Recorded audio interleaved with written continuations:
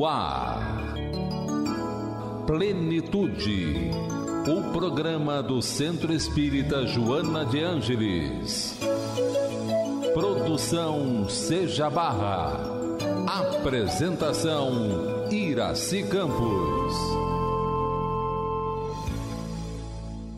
E hoje nós estamos aqui com um convidado muito querido, um amigo do coração, e que nós bateremos um papo gostoso, profundo e que vai te levar a uma reflexão.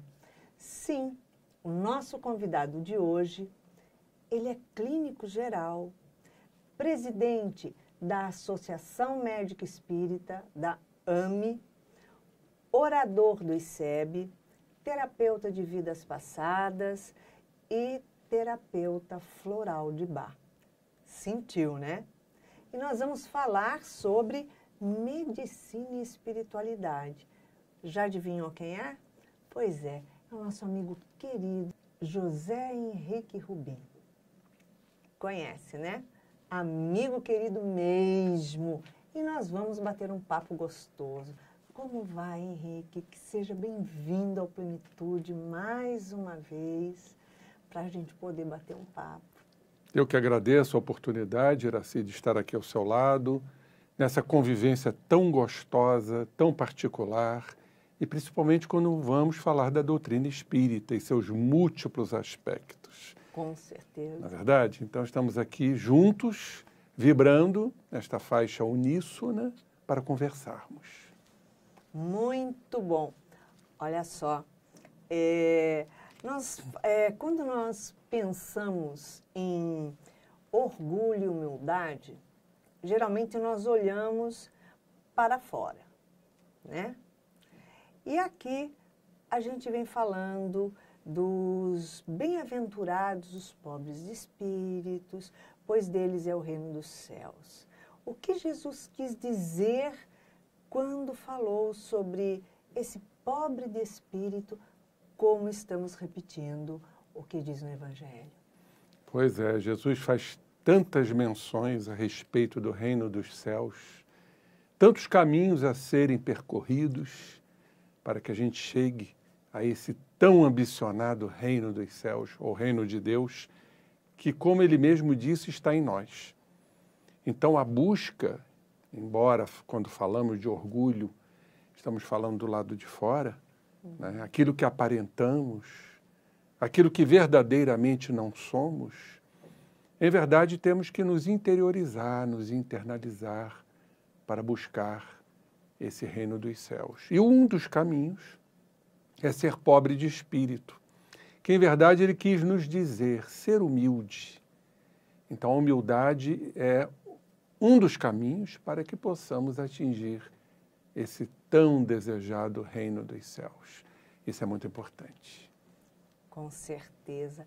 Qual é a raiz da palavra humildade? Isso até para que nós possamos interpretar, o Iraci, o que é ser humilde. Porque muita gente faz confusão, né? Ser humilde é andar com roupas humildes, é não ambicionar ter dinheiro, enfim. Qual é o verdadeiro sentido desta palavra? O que é ser humilde? Aí nós vamos na etimologia. A etimologia da palavra humildade vem de humus, que quer dizer terra. Se transpormos, né, o sentido humus do latim para o hebraico, nós vamos cair em Adamá, que nos lembra Adam, que nos lembra Adão. Então, ser humilde é ser Adão.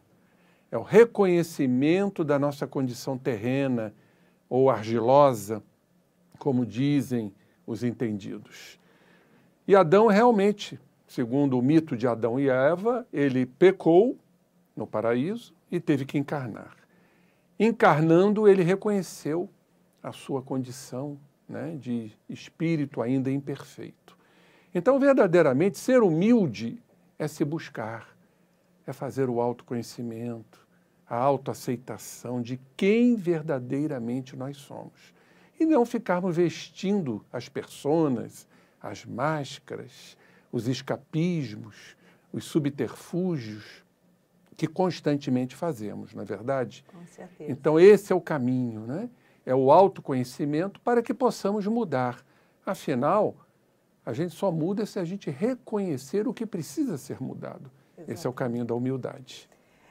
Quando Jesus se referiu aos chamados de pecadores, pecadores seria o quê? O arrependimento, ele está convidando ao arrependimento, ou que tipo de pecadores é isso? Qual é a explicação?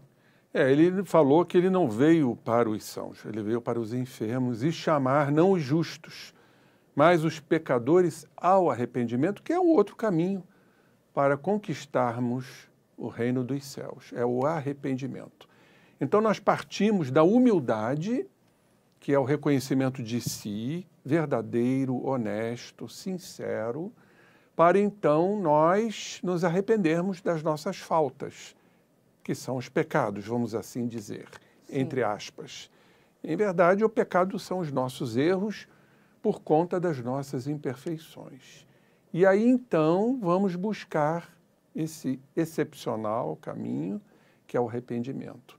Aliás, na doutrina espírita, no Céu e Inferno, nós vamos encontrar exatamente esse caminho, não é? Que nos diz, primeiro temos que reconhecer nossas faltas, e aí então vamos nos arrepender, vamos passar pelos processos expiatórios e reparar nossas faltas. Né? Esse é o Código Penal da Vida Futura, está lá em O Céu e o Inferno. Então, seria uma coisa ligada à outra, atrelada à outra. A humildade de se reconhecer, a sua condição terrena de imperfeições e partir, mediante este autoconhecimento, para a nossa transformação diante dos arrependimentos de nossas faltas. Então, ou seja, o arrependimento será que é o único caminho para o reino de Deus? Não, não é o único caminho, né? É um dos caminhos. Mas Jesus diz, arrependei-vos porque é chegado a vós o reino dos céus.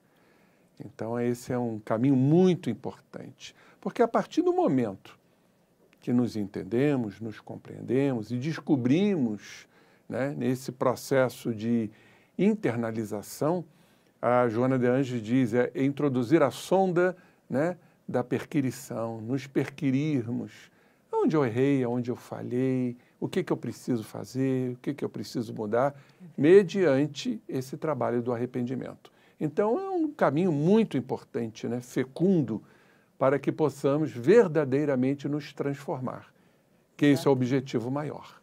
Jesus também, ao comparar humildade, ele, no caso, ele está dizendo para a gente se tornar pequeno. Tal qual uma criança para entrar no reino dos céus. Ou seja, nós, almas, não somos crianças, já temos aí uma bagagem bem longa. Mas quando ele vem dizer para a gente se comportar qual uma criança para entrar no reino dos céus, o que ele quis dizer com isso? Excepcional esta colocação do Mestre Jesus, né? Em verdade, não é uma criança, né, cronológica, é uma criança arquetípica. Todos nós temos essa criança interna. E o que significa ser criança? Tanto que ele nos diz, se não vos fizerdes e não vos converterdes tais quais as crianças, não adentrareis o reino dos céus. Então, a criança no sentido de se apequenar, porque aquele que se apequenar será exalçado, né? Aquele que se humilhar será elevado. Então, é criança no sentido de autenticidade, porque se estamos nesse caminho da humildade, do autoconhecimento, do arrependimento, nós precisamos da autenticidade, palavra-chave. Nós fugimos muito da nossa autenticidade porque não nos interessa, né? O autoconhecimento das nossas faltas, o nosso orgulho, a nossa arrogância, a nossa prepotência não permite, o nosso ego, né? Como diz a Joana, né? O gigantesco ego, escravocrata que nos escraviza, não nos permite esse autoconhecimento. Então, nós estamos sempre fugindo desse lado autêntico, desse lado criança. Agora, o autoconhecimento, então, é a principal porta para entrar no reino dos céus. Eu diria, assim, Porque a única porta, né? Aliás, a porta estreita, que Jesus nos recomenda também. Porque o que quer dizer a porta estreita? É a gente se estreitar com a gente mesmo. Interessante isso. Isso nós vamos encontrar até no campo físico, quando a gente interpreta, né, o espírito, o perispírito, os discos energéticos são nossos chakras, nós vamos ver um fenômeno bem interessante, que esses discos são contráteis e se expandem. Então, quando há contratilidade, é quando a gente começa a nos buscar essa porta estreita, ou seja, a gente com nós mesmos, numa reunião, vamos dizer assim, muito importante, porque aí então começamos, e isso vai depender, claro, da bagagem espiritual, da maturidade do senso moral, do espírito, para que possamos fazer esse trabalho de estreitamento, de autoconhecimento e, consequentemente, de mudanças. Agora, a gente não vai conseguir isso num passe de mágica. Isso é apenas o início de um trabalho, porque vamos fracassar, vamos escorregar, né, nas nossas faltas, porque nós somos repletos de sombras, como diz o Jung, né?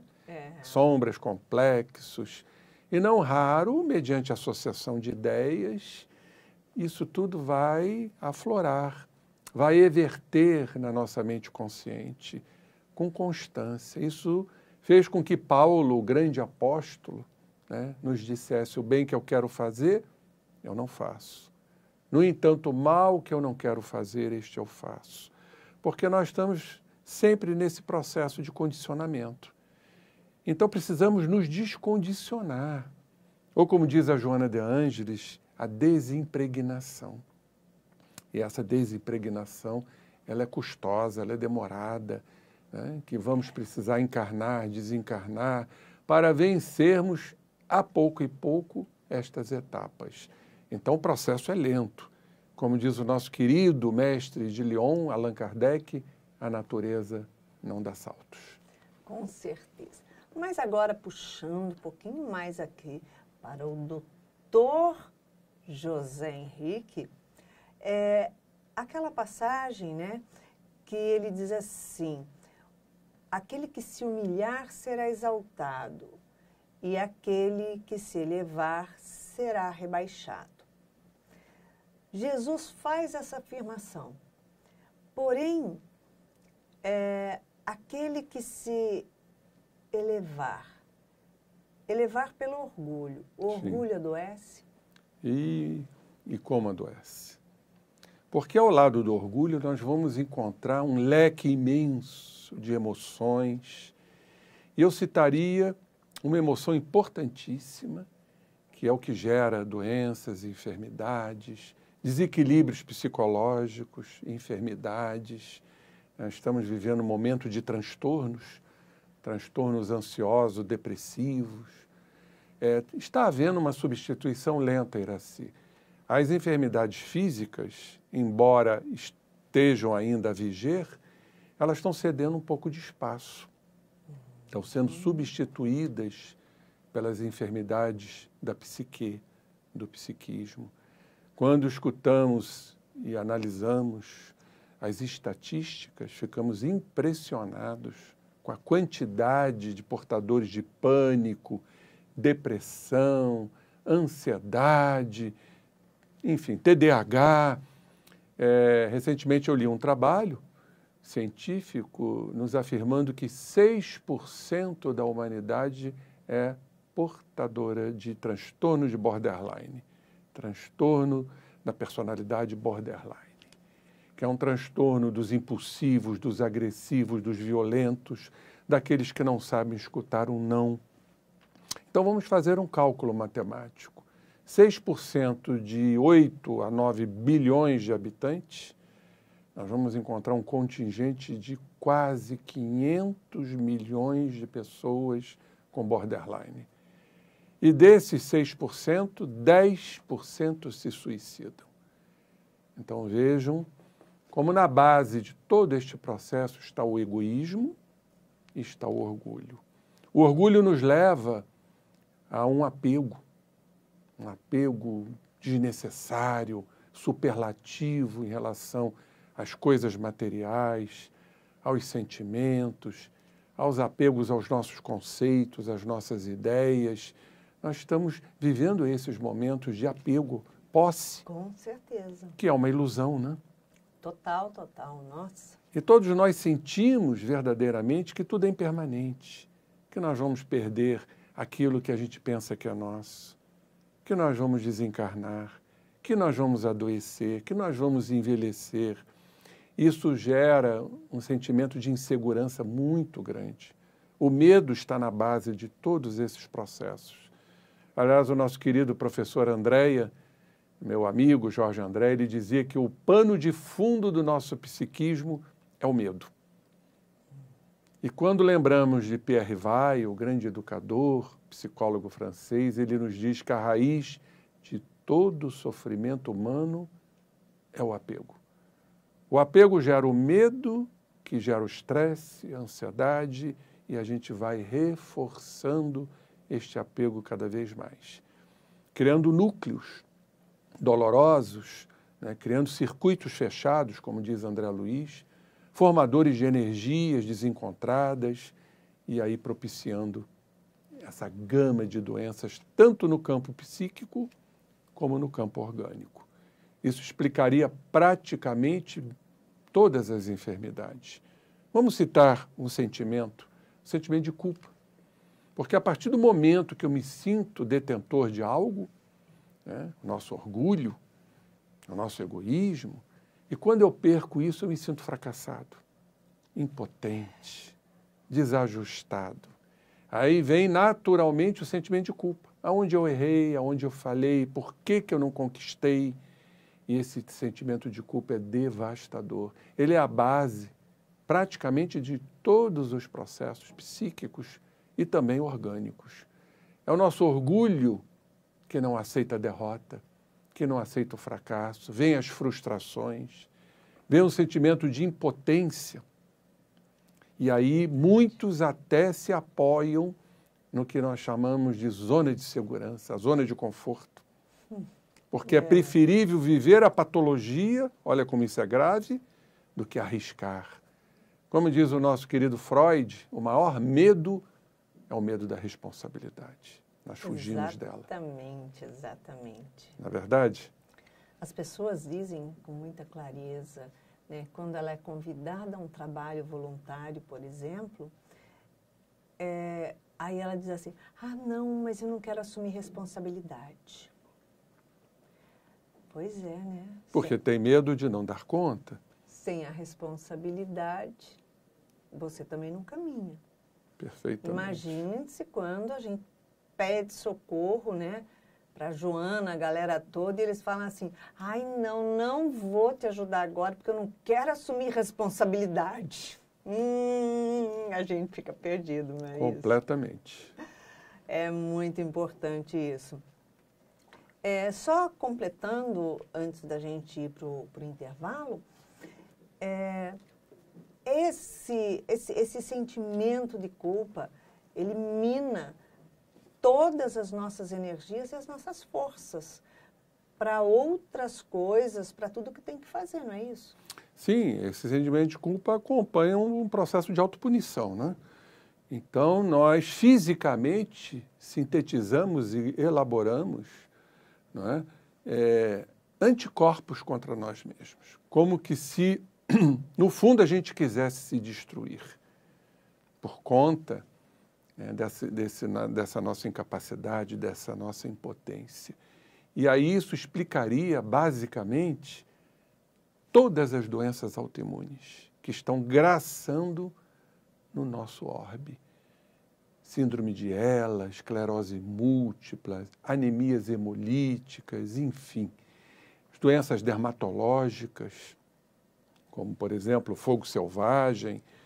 Você estava citando, né, até a respeito do fogo selvagem. E nós sabemos que a doença autoimune, ela não brota assim simplesmente do nada. Tem como uma válvula que aciona ela. Conta pra gente como é que essa doença, as várias doenças, né, autoimune, elas são acionadas em nós e qual a associação que a gente faz com elas? Elas detonam todo esse processo, né, de uma gama imensa, um leque imenso de doenças autodestrutivas. Tem psoríase, tem lúpus e tantas... Várias, artrites reumatoides, doenças neurológicas, enfim. Cada órgão apresentando a sua fragilidade e nos trazendo as nossas debilidades orgânicas por conta das nossas jornadas malbaratadas do passado. E o fogo selvagem é uma delas. Aliás, vou apresentar isso agora no Medinesp, as dermatites bolhosas autoimunes e a lei de causa e efeito, nos contando a história que está no livro Ação e Reação, de André Luiz, daquela criatura que incendeia o leito do pai para ficar com a herança, e ele era um filho bastardo, para ficar também com a amante do pai, que era uma menina jovem. E já naquela encarnação, veja que coisa interessante, que nem sempre a lei de causa e efeito será adiada para uma nova existência. Ele já apresenta, por conta do que ele praticou, incendiando com resinas o leito do pai, que depois se torna um obsessor, e ele já apresenta uma pele esfogueada. Ele começa, então, por conta do remorso, da culpa, a criar anticorpos contra os antígenos epiteliais da pele, provocando lesões e desencadeando o chamado fogo selvagem. E ali, então, ele desencarna, depois, por conta disso, e também vai apresentar os sintomas do fogo selvagem, é o pênfigo, né, foliáceo endêmico, no mundo espiritual. Só que lá ele se arrepende, começa a ser um abnegado trabalhador da espiritualidade, programa o seu retorno, né, aqui é o nosso orbe, e aqui então ele vem já com uma forma mais abrandada, uma forma mais localizada do fogo selvagem, porque nós temos a forma localizada e a forma generalizada, crânio-caudal. Nossa. Então ele já apresenta um abrandamento, um esmaecimento desse fogo selvagem, sob a forma de um fogo selvagem cronificado. E aqui ele se torna também um altruísta, um trabalhador ajudando as criaturas, e essa enfermidade, então, ela toma um outro aspecto, né? Um aspecto mais crônico, mais suave. Olha que interessante isto. A psoríase teria a ver com fogo selvagem? Não. Psoríase nós não temos dados a respeito do porquê, mas é também uma doença ligada à parte emocional, formando aqueles eczemas que acometem as regiões, né, principalmente das dobras do nosso corpo, das nossas articulações, e sabemos da ligação da psoríase com o nosso sistema emocional. Provavelmente isso está ligado também a sentimentos de culpa, né, a processos de ansiedade. A gente vê muita ligação da psoríase com a ansiedade. E a ansiedade a gente sabe, né, que é um sofrimento antecipatório de algo que a gente quer que funcione e que nós tememos verdadeiramente. Está isso no bojo, né, espiritual, do psiquismo desta criatura, movido pelo ego, movido pela vaidade, que, aliás, também entra em todo esse cortejo, né, sintomatológico. A vaidade é uma grande proteção, né, filha do orgulho, do estado orgulhoso de ser, aonde aparentamos aquilo que não somos. Então, é também uma persona, uma máscara do nosso orgulho, ou seja, aparentarmos algo que verdadeiramente não somos. Mas no processo da base da vaidade, tem o medo, tem a insegurança, que caracteriza todo esse transtorno, né, da ansiedade, que hoje é muito comum no nosso meio, a síndrome do pensamento acelerado, que é o transtorno da ansiedade generalizada, enfim, toda essa gama, né, de transtornos da ansiedade que ora está a predominar no nosso meio. Tá certo. Paulo, aos Efésios, nos diz assim: vede, pois, cuidadosamente como andais. Significa a visão prudente de si mesmo, ou olhe a sua humildade. Perfeitamente. Paulo nos aponta, diante dessa carta, dessa epístola endereçada aos Efésios, para a gente olhar-se com cuidado, prudentemente, do que estamos a pensar, do que estamos a sentir, do que estamos a intuir, para que nós possamos ter verdadeiramente, né, uma certeza, uma convicção da nossa realidade. Os budistas chamam de suprema atenção e nós espíritas de vigilância. Então temos que estar vigilantes, né, Iraci? Com certeza. Do que nós estamos a exteriorizar dentro da mente consciente. Porque sabemos que somos dominados pela mente inconsciente. Sim.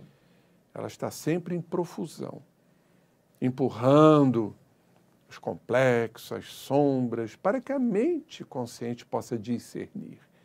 E quanto mais inteligente nos tornamos, e aí vem o estudo da doutrina espírita, para ampliar ou amplificar esta inteligência, maior o nosso livre-arbítrio. E, consequentemente, maior a responsabilidade. Maior a capacidade que vamos encontrando de discernir o que é certo e do que é errado. Então, a lucidez passa a ser a lucidez. Vamos tendo a consciência da nossa realidade. Então, Paulo está exatamente a nos mostrar isso. Veja com cuidado, com atenção. Se nós formos transpor isso para a doutrina dos Espíritos, é a recomendação de Santo Agostinho. Que possamos fazer essa autoanálise na calada da noite, no final do dia, na penumbra, quando a melatonina começa a ser elaborada, começa por volta das 18 horas, atinge seu pico à meia-noite, que é o hormônio exatamente do sono, mas também é do pensamento. Porque a pineal é a glândula do pensamento, é a glândula da mediunidade. Então, há a recomendação de Santo Agostinho para que, neste momento do dia, possamos fazer essa retrospectiva do que eu fiz, do que eu não fiz, do que eu deixei de fazer, aonde errei, aonde eu falhei. É o grande tribunal da consciência. É nós com nós mesmos. E aí, mediante a aceitação disso, mediante o nosso senso moral, vamos fazer as proposituras das mudanças, que serão lentas e gradativas. Mas tudo parte exatamente do que Paulo nos afirma aos Efésios. Tenham cuidado, se vejam cuidadosamente, com muita prudência. Nesse caso, leva também o perfeccionista a direcionar-se com mais ansiedade, acionar aquela ansiedade, transtorno mesmo, para buscar o poder? Sim, vamos entender essa questão do perfeccionismo, porque sabemos que o perfeccionismo da personalidade hoje é a base de muitos processos. Se nós formos fazer uma análise psicológica de alguns transtornos, nós vamos encontrar nos alicerces psíquicos o perfeccionismo. Vamos dar aqui alguns exemplos. Por exemplo, o transtorno do pânico, a fibromialgia, segundo estudos realizados, Dr. Daniel Feldman, que foi presidente da Sociedade ou da Associação de Reumatologia do Brasil, ele afirma categoricamente que 100% dos fibromiálgicos são perfeccionistas. Então, nós estamos com uma leva imensa de espíritos perfeccionistas entre nós. Qual a razão disso? Foram espíritos que faliram no passado, erraram, sentimento de culpa, Com certeza. fixações de culpas, e não assumir a culpa, que é um pouquinho diferente, né? Aquele que fixa a culpa é aquele que não admite errar. Então ele cria, por conta da sua personalidade, que é um bloco que foi deslocado, caracterizando a nossa personalidade, da nossa individualidade, para que não volte a errar. O que é um grande equívoco. Nós não estamos aqui para não errar. Estamos aqui para que, se por um acaso errarmos, vamos analisar este erro, vamos categorizá-lo e vamos fazer a nossa transformação. É o caminho único, tem que ser feito, né? Perfeitamente. Então, o que caracteriza o perfeccionista? O sofrimento pelo fato de ele estar errando. Então, ele passa a ser autovigilante, detalhista, escrupuloso, em demasia, podendo chegar às raias de um transtorno obsessivo-compulsivo, que também tem na sua base, no seu alicerce, o perfeccionismo. Então, o que em verdade caracteriza essa criatura por ser perfeccionista? O poder. O poder, o orgulho, né, de não poder falhar, da importância que ele se auto-intitula, e por conta disso ele começa a cada vez mais buscar esse detalhismo para não voltar a errar, para não falhar, para não se frustrar, para não se culpar. E muitas vezes, às vezes, ele cai na zona de conforto, de não correr riscos, de não tentar, para não falir. Então, isso acaba sendo um círculo vicioso. Com certeza. Então, é um sofredor.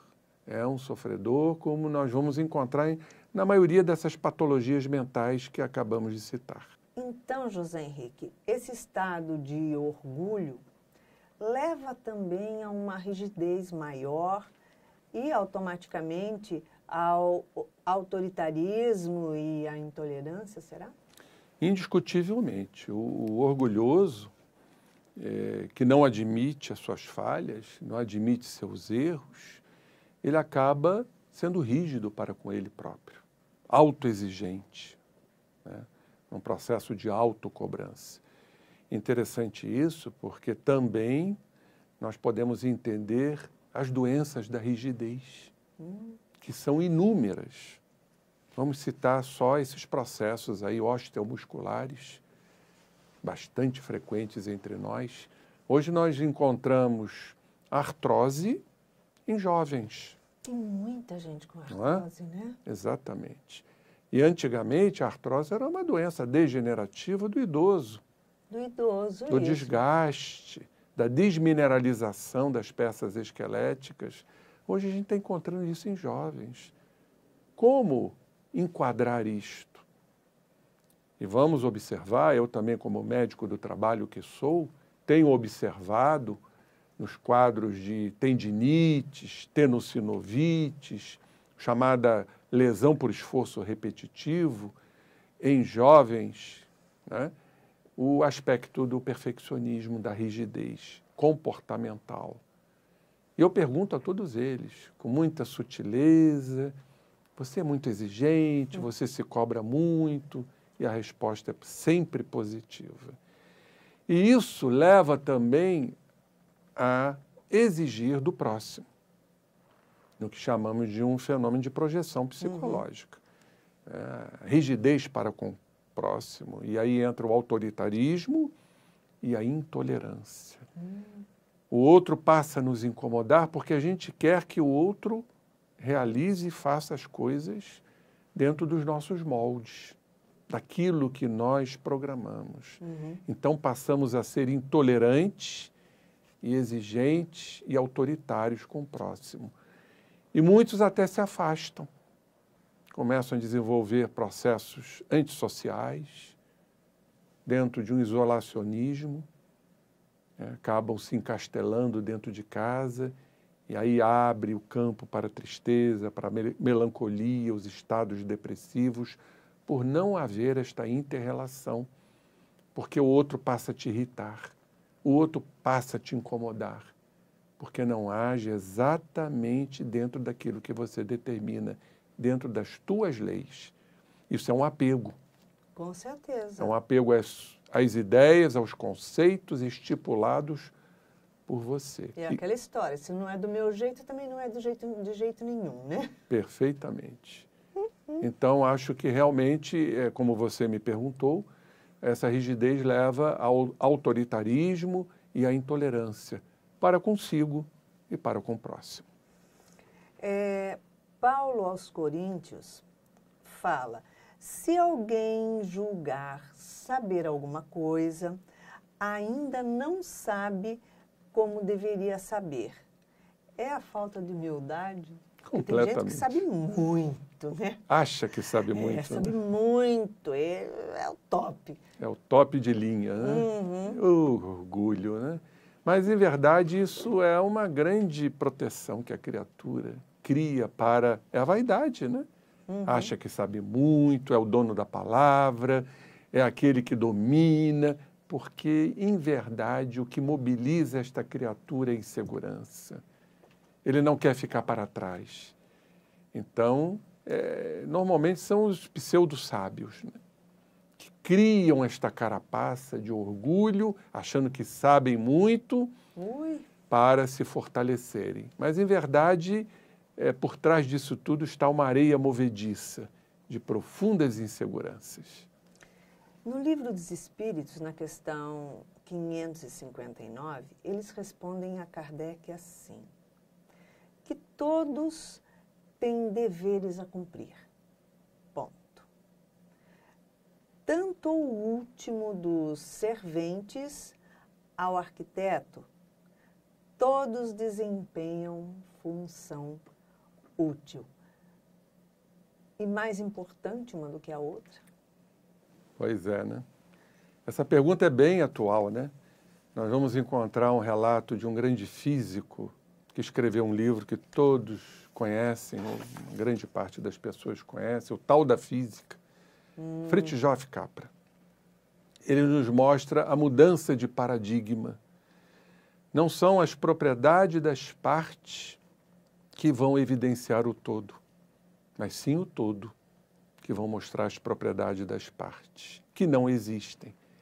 Diz ele, nesse novo paradigma, que nós estamos ligados por uma teia inseparável de relações, cada um com a sua importância.